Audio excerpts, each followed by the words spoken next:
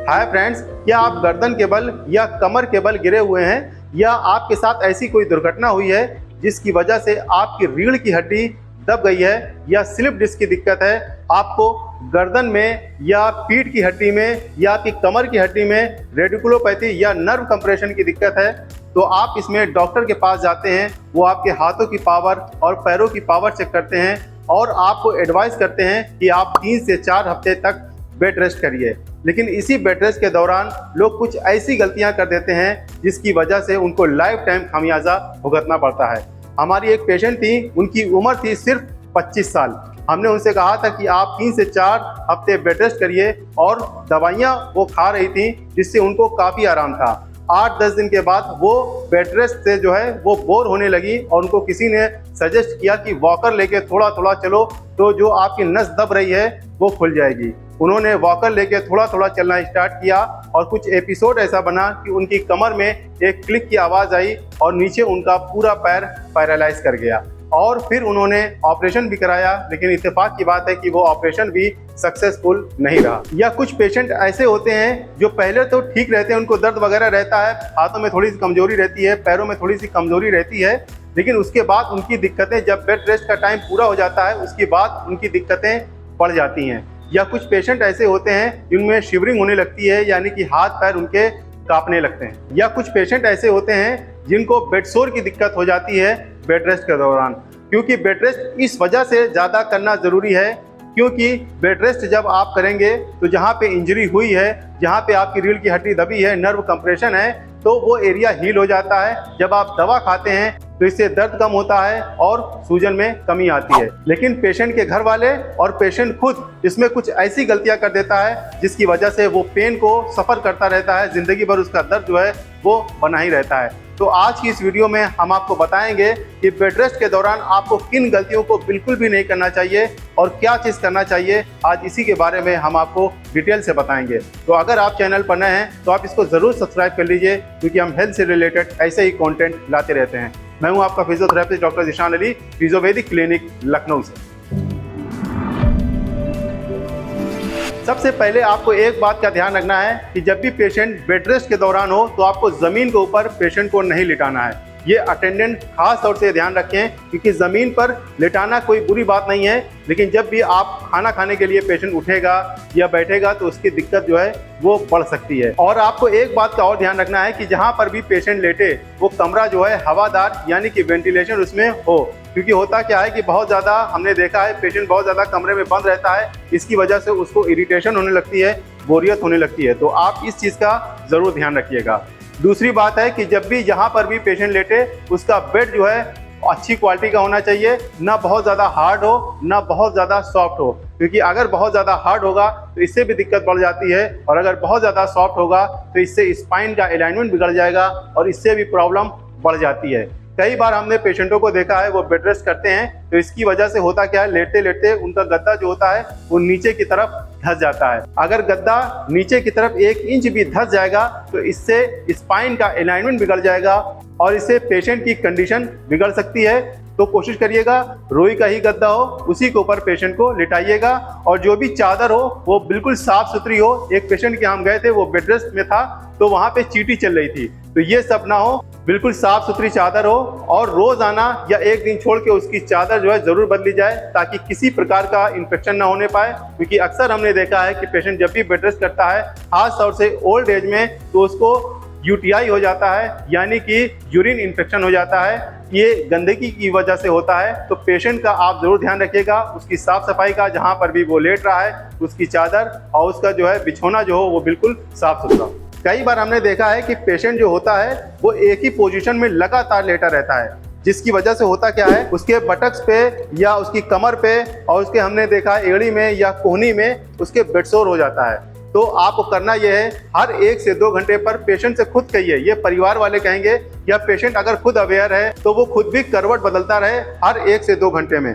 और ये जो पूरी पीठ का एरिया है या कमर है या गर्दन है, यहाँ पे किसी एंटीसेप्टिक लिक्विड से इसकी स्पंजिंग की जाए। साफ सफाई का आपको विशेष तौर पे ध्यान रखना है, क्योंकि अगर आप साफ सफाई नहीं करेंगे इस एरिया की, क्योंकि होता क्या है कि पसीना बहुत ज़्यादा होता है इस एरिया में जब आप लेटे रहेंगे। अगर गर्मी का सीजन है तो आपको बहुत ज़्यादा साफ सफाई अगर आप रखते हैं तो आप बेड सोर की दिक्कत से भी बच सकते हैं। और अगर आपको बेड सोर हो जाता है तो तुरंत आप फैमिली डॉक्टर से कंसल्ट करिए, या आप एयर बेड का भी इस्तेमाल कर सकते हैं। और जब भी आपको स्लिप डिस्क की दिक्कत हो या रीढ़ की हड्डी दब गई हो, चाहे वो सर्वाइकल रीजन में हो या आपके थोरेसिक में हो या आपके लंबर रीजन में हो, तो आपको दाहिनी तरफ और बाईं तरफ करवट लेटना है, सीधा लेटना है। आपको पेट के बल बिल्कुल भी नहीं लेटना है, कि अगर आप पेट के बल लेटेंगे तो इससे आपकी दिक्कत बढ़ सकती है। कई बार ऐसा होता है कि पेशेंट जब भी बेड रेस्ट में होता है तो डॉक्टर उनको जो है ब्रेस, चाहे टेलर ब्रेस हो या सर्वाइकल कॉलर हो या लंबर बेल्ट हो, उनको एडवाइस करते हैं डॉक्टर, लेकिन वो जो है वो बीच बीच में उतार देते हैं। तो जितना भी टाइम डॉक्टर आपसे कहते हैं कि आप वो लगाइए, तो उन्हीं की प्रिस्क्रिप्शन पे आप उसका इस्तेमाल करिए। अगर आप बैठे हैं खाना खाने के लिए तो आप उसको ज़रूर लगा करके रखिए, क्योंकि हमने देखा है कई पेशेंटों के साथ कि वो उतार करके ही खाना खाते हैं, क्योंकि उनको उलझन महसूस होती है। और जब भी आपको उठना है तो बहुत ही धीरे से, और ये परिवार वाले भी ध्यान रखें कि वो जब भी खाना खाने के लिए बैठें तो आप डॉक्टर से ज़रूर पूछ लें कि हमको बैठना है या लेट के ही खाना खाना है। क्योंकि जब एडवांस केस हो जाता है, जैसे किसी की जो है हड्डियाँ कोलैप्स कर जाती हैं, तो वो लेटे लेटे खाना खाते हैं, या किसी की रीढ़ की हड्डी में फ्रैक्चर हो जाता है, वेज फ्रैक्चर हो जाता है, तो उनको डॉक्टर एडवाइस करते हैं कि पेशेंट लेटा ही रहे, बेड पर ही लैट्रिन बाथरूम भी करे, क्योंकि अगर वो उठेगा तो इससे दिक्कत बढ़ जाती है। क्योंकि अगर आप थोड़ा सा भी उठेंगे तो आपकी बॉडी का सारा वेट स्पाइन पे पड़ेगा, इससे दिक्कत बढ़ जाती है। तो जब भी आपको उठना है तो पूरा करवट होना है। कई सारे पेशेंटों को हमने देखा है कि वो आधा ही करवट होते हैं, इस तरह से ऐसे उठते हैं। आपको पूरा करवट होना है और बहुत ही धीरे से ऐसे, आपको धीरे से इस तरह से ऐसे उठना है। और जब भी आप लेटें तो अपना हाथ लगा लीजिए इस तरीके से, और फिर धीरे से इस तरह से ऐसे लेट जाइए। ये छोटी छोटी बात आप ध्यान रखेंगे तो आपके फ्यूचर के लिए, आगे के लिए बेहतर हो। अगर यहाँ तक मेरी वीडियो आपको अच्छी लग रही है, कुछ आपके समझ में आ रहा है, तो इसको एक लाइक ज़रूर कर दीजिए। और अगर आपके कुछ सवाल हैं तो आप उसको व्हाट्सअप करिए। ये व्हाट्सअप नंबर है, कॉलिंग नंबर नहीं। बेड रेस्ट के दौरान आपको एक चीज़ का विशेष तौर पर ध्यान रखना है, वो है आपकी डाइट, यानी कि खान पान। हमने पेशेंटों को देखा है कि वो इतना खा लेते हैं, जिसकी वजह से होता क्या है कि उनको लूज मोशन होने लगता है, उनको लैट्रिन बहुत ज़्यादा होने लगती है। क्योंकि जब आप बेड रेस्ट में होते हैं तो आपका जो है वो चलना फिरना होता नहीं है, तो डाइजेशन आपका थोड़ा सा कमज़ोर हो जाता है, पाचन शक्ति आपकी थोड़ी सी कमज़ोर हो जाती है। तो लोग इतना खा लेते हैं जिसकी वजह से उनको लूज मोशन हो जाता है, और वो बार बार उठते बैठते हैं। इसकी वजह से आपकी स्पाइन में जो है वो जर्क लग सकता है, झटका लग सकता है, इससे आपकी दिक्कत बढ़ जाती है। या कई बार हमने पेशेंट के साथ देखा है कि वो बहुत ज़्यादा गड़बड़ चीज़ खा लेते हैं, हैवी चीज़ खा लेते हैं, जिसकी वजह से उनको कॉन्स्टिपेशन की दिक्कत हो जाती है, या उनके पेट में गैस बनने लगती है। तो होता क्या है, जब भी आपको कॉन्स्टिपेशन की दिक्कत होगी तो इससे भी आपके पेट में गैस बनेगी और वो पीछे की तरफ पुश करेगी, इससे भी आपका दर्द जो है वो बढ़ सकता है। तो बैलेंस डाइट लीजिए, बहुत ही हल्का खाना आपको खाना है जब भी आप बेड रेस्ट में हो, और ठंडा पानी आपको बिल्कुल भी अवॉइड करना है। बासी चीज़ें आपको बिल्कुल भी नहीं खानी है, और बाहर का खाना आप ना खाएं तो ज़्यादा बेहतर होगा।